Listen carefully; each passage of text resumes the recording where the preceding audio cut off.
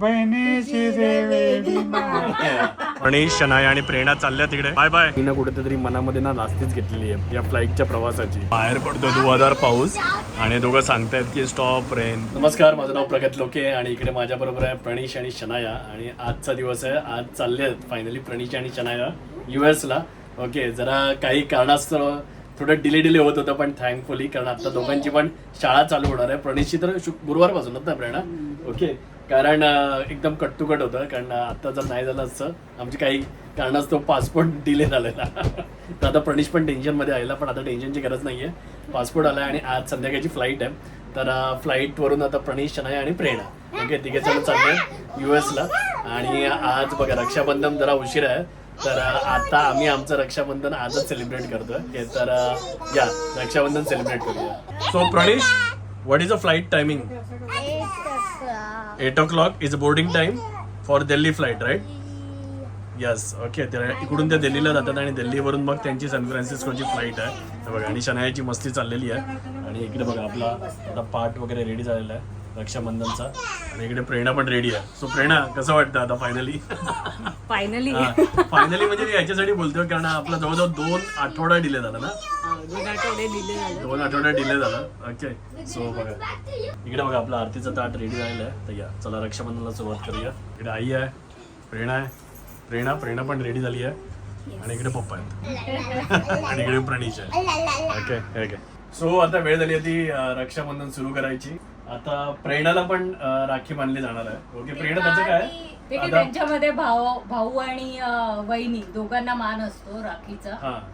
आणि दोघं म्हणून बसले तिथे. आणि प्रेरणाची एक वेगळी राखी आहे. ओके, तर ती बांगडीला बांधायची असते.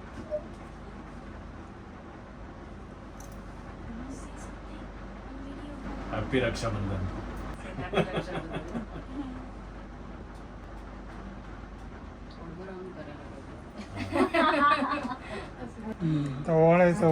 सुपारी हे कर आधी औक्षण कर 5 वेळा डोक्यावर. इन्स्ट्रक्शन देण्याचं काम चालू आहे पप्पांचं. हा, आता हिला प्रेरणालाही कर. हळद कुंकू लावलंस ना, आता सुपारी नाही कर, औक्षण कर. तिला पण हळद कुंकू लाव, शनायाला.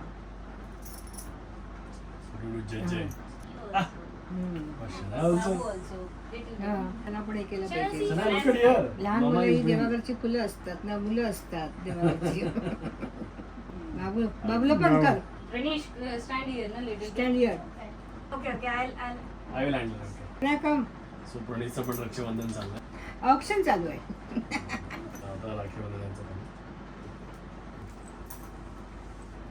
अरे गाणं म्हणा, ओवाळी ते राजा बहिणीची देवी. मला वाटतं प्रेरणा रक्षाबंधनसाठी तापलेली आहे. सोनियाच्या ताटी उजळलं ज्योती, ओवाळी ते भाऊ राजा वेड्या बहिणीची रे वेडी माया. Whoever put me tika now will get that as well.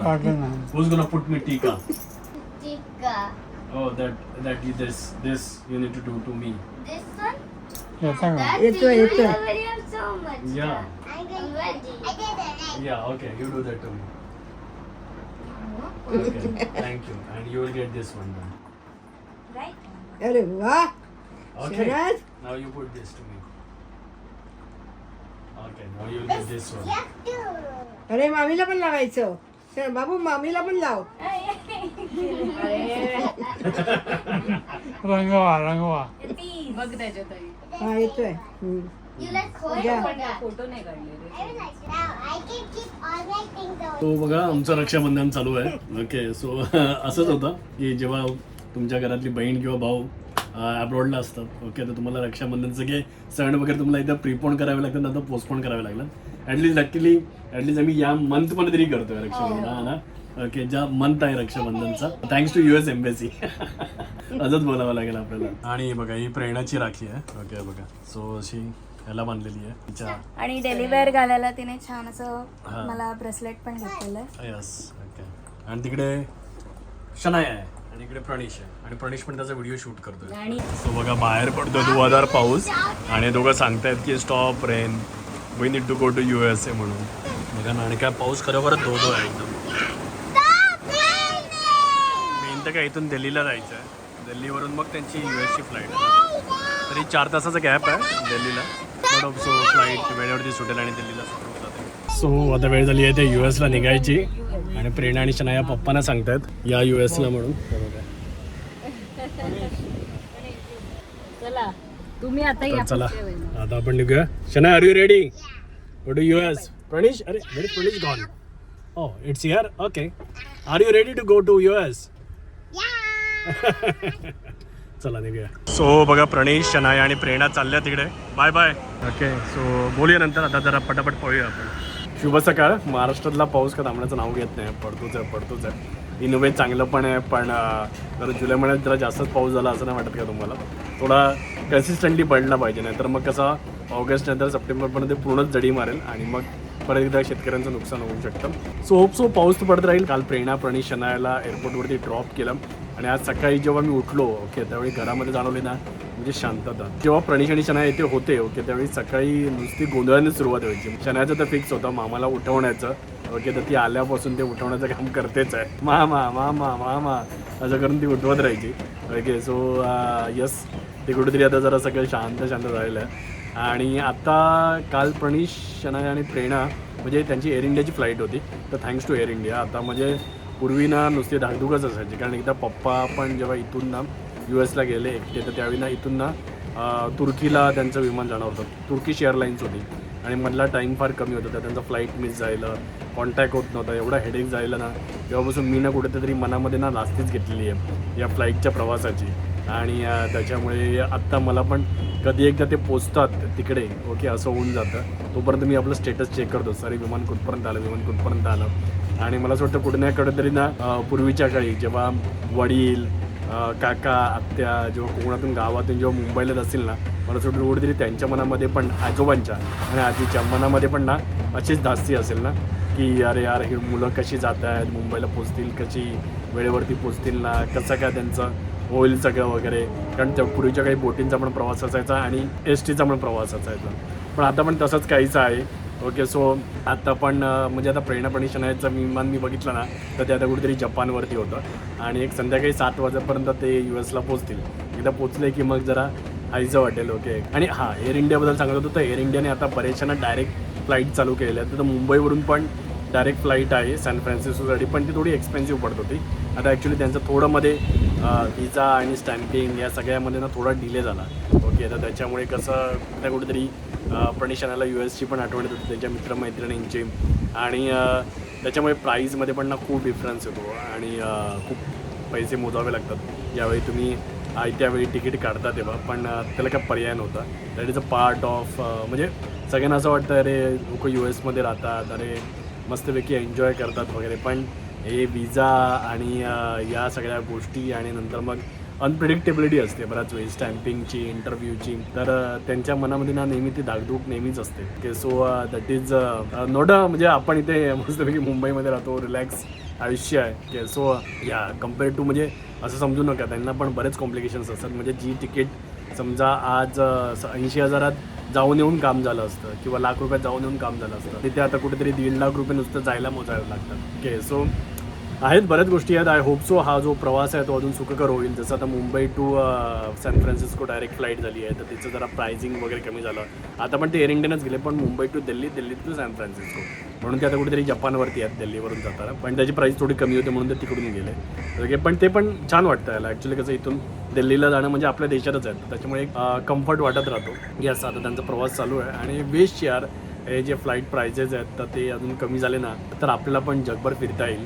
आणि वाय नॉट ओके. जर EV आल्यात आता, कारमध्ये जर बॅटरी झाल्या तर विमानामध्ये बॅटरीने प्रवास करण्यात आला तर किती बेटर होईल राईट.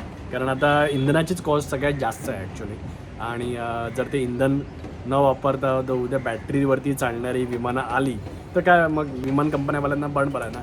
इथे रिचार्ज केला, सॅन फ्रान्सिस्को जाऊन परत रिचार्ज केला, परत फ्लाईट आणली ओके. इंधनाचे जे पैसे लागतात तर ते कमी होतील, आणि त्याचं कुठे ना कुठेतरी आपल्याला पण बेनिफिट मिळून जाईल. होप सो कधी ना कधीतरी होईल. मी लहान होतो त्यावेळी मला असं वाटलेलं की अरे मी जी विचार करायचो त्या गोष्टी कधी प्रत्यक्षात येतील की नाही, पण आता ते येताना बघतो आपण ओके. स्पेशली म्हणजे मी लहान असताना मोबाईल तर नव्हताच, ओके टेलिफोन होता आणि आज मोबाईलवरती जग कुठच्या कुठे निघून गेलेलं आहे. तर यू नेवर नो, या गोष्टी पण होऊन जातील. बॅटरीवरती चालणारे विमानं येतील किंवा may be I don't know nuclear fusion or something like that, hydrogen किंवा वेगवेगळे एनर्जीचे सोर्सेस आता अवेलेबल झालेले आहेत. सो आता प्रणेश, शनाया आणि प्रेरणा होपसो सुखरूप पोचू दे. आणि तोपर्यंत आज आपली आहे गटारी, तर गटारी पण थोडी आपण सेलिब्रेट करू.